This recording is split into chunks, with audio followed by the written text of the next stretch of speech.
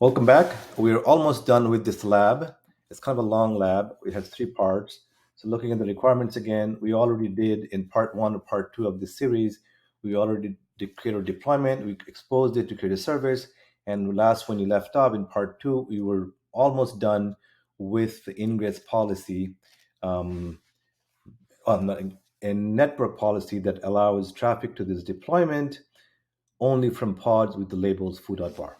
So let's look at the YAML file again, and we will on policy type. We check out egress because we don't have any egress control on this from this particular network policy.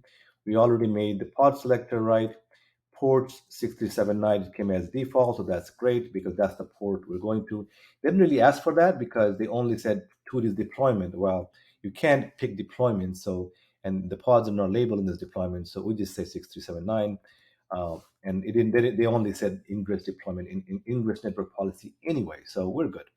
So let's see if there's any syntax error on this guy. In .yaml,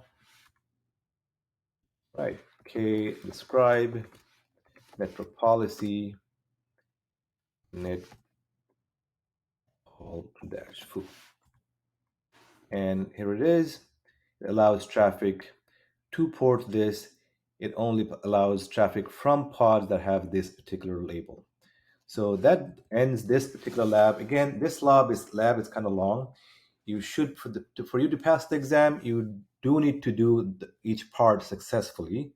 So if you're able to do each part successfully on your own, that's really great. If you take the whole lab as one, and if you fail, I don't think you're going to fail the test because in the test you only have to pass, I think, get 60% right. So you focus on small labs that are worth more points. You can do those. The big ones you're going to attempt at the very end, and even if you don't get them, you should still pass the exam.